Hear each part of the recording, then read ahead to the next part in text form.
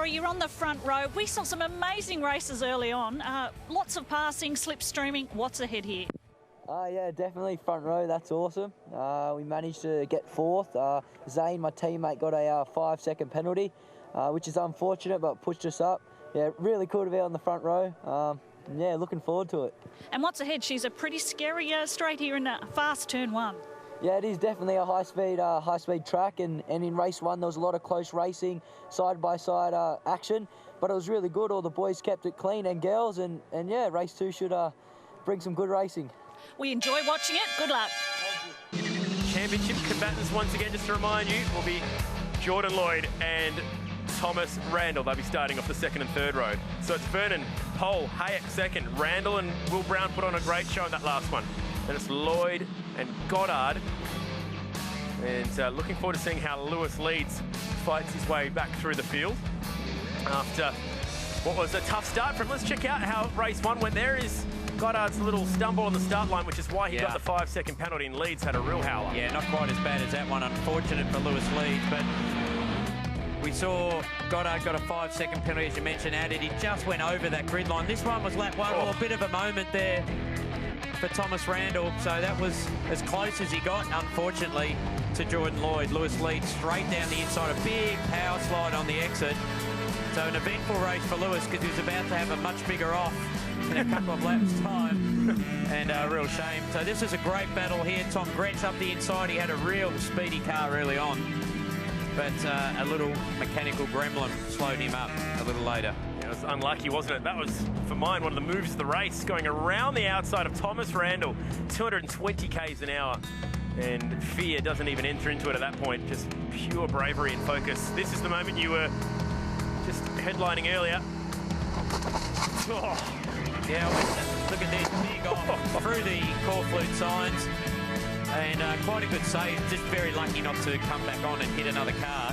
So spoke to Lewis, he was okay about that, said he just lost the front end when he got so close, and there was contact there between Goddard and Vernon, and Jimmy Vernon was able to get through. A bit of a moment here for Thomas Randall. I didn't speak to him, but I spoke to Dean Randall, his father who runs the team, and said just too taily, the car just not quite nice enough to drive for him at the moment. In a league of his own, as he tends to do sometimes, it was all about Jordan Lloyd taking out the first race of the weekend. Now, though, he has to start out of P5, and Tom Scratch stuck back in pit lane again here. I'd say what's happened there, Chad, is that he missed the opportunity to get out in time, so they pulled the whole fuel tank apart in this car, so he had fuel surge. That's what happened. Still had 4.5 kilos worth of fuel on board, which incidentally was about 1 kilo more than some of his teammates. So some odd fuel pickup gremlin in that car. They pulled the tank out. There was only 90 minutes. It looks like he's just missed the opportunity to get to the grid there, and they'll have to start from pit exit. What a shame. He's just riddled with bad luck, young Thomas. And you know, the strange thing is that car ran at Winton last week and was able to run down to 0.5 kilo of fuel in it, 500 grams before fuel surge. So some little strange issue, and maybe weren't able to find anything. Long loading of corners. Absolutely, a lot longer corners. So and you can just see a little bit of water on the visor of Jimmy Vernon's helmet there. Great looking car, Tool Force support this year. So Gretsch will have to start from the pits. That's why we're missing a driver here. Red lights are on. Vernon gets a great start alongside Hayek, and he'll be a comfortable leader. Will Brown was slow to jump, and he's going to be in a BRM sandwich here. Lloyd scoots past him. Hayek on the defensive in front of Randall. Randall wants to hang tough on the outside. That might be the spot to put it, because if he can hang on, he'll have the inside for turn 2. Hayek gives number 2 in the championship some room, and Randall just forces his way in there.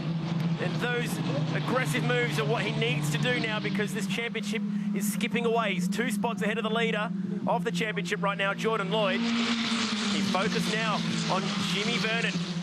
Oh, Hayek with a huge run through turn 3, but aborts any chance of a move. A little bit too much wheel spin from Harry Hayek off the line. Whoa. Oh no, looks like Vernon's just had a little bit of a moment, but he's going to have the inside here. And is Randall going to try and stay all the way on the outside, which is he's going to run out of room there, and he has to slide in behind. Vernon gave him a lot of racing room on the outside. Very gentlemanly from Jimmy, not wanting to upset the championship.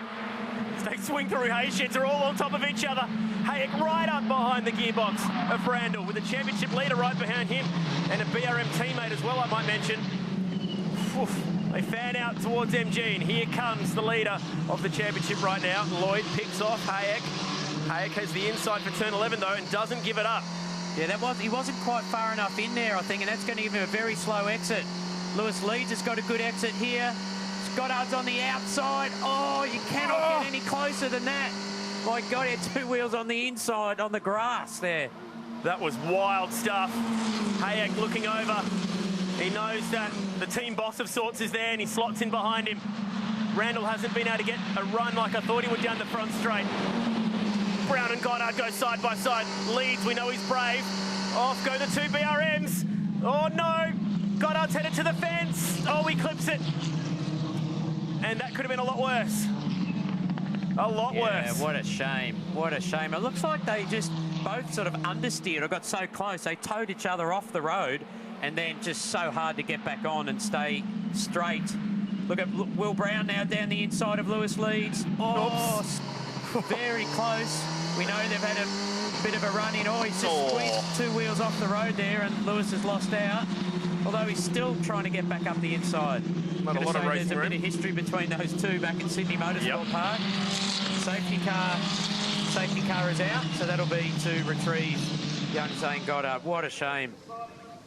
He has shown signs of serious speed this year and did an excellent job to put it on the front row in qualifying. Looks like one corner, although the whole drive shaft is out of the rear of that car. Just wasn't quite able, was he, to straighten it up before that flag marshal and tyre bundle on the driver's left. He's fine. Not a big impact, but enough to rip that whole rear corner out of the car. To have Dr. Carl as our medical delegate in Cam's Jayco Formula 4. Thankfully, he shouldn't be needed down there for that nasty moment at the Southern Loop. They were all just on top of each other.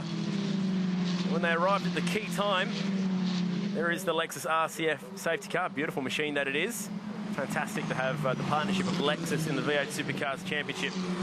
Goddard is out. And that was just a classic case of everyone trying to be in the same piece of turf. And as a result, aerodynamics kind of went out the window. So, check it out once again. The 2 BRM guys just understeered straight off the circuit.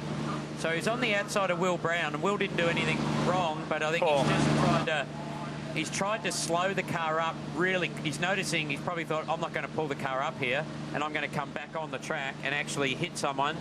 And then he's just lost the rear, jumped on the brakes at that point. When he jumped on the brakes, that's what spun the back of the car around. And the flag marshal's got well out of the way. This is a good view from Caitlin Wood, the Jayco dealer car.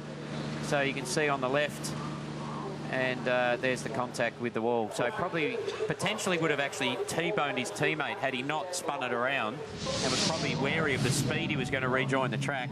Jumped on the brakes to slow it down and unfortunately ran out of room. And you're doing 210 kilometres an hour on the way into turn 1, so it's high speed, not a lot of grip on the grass.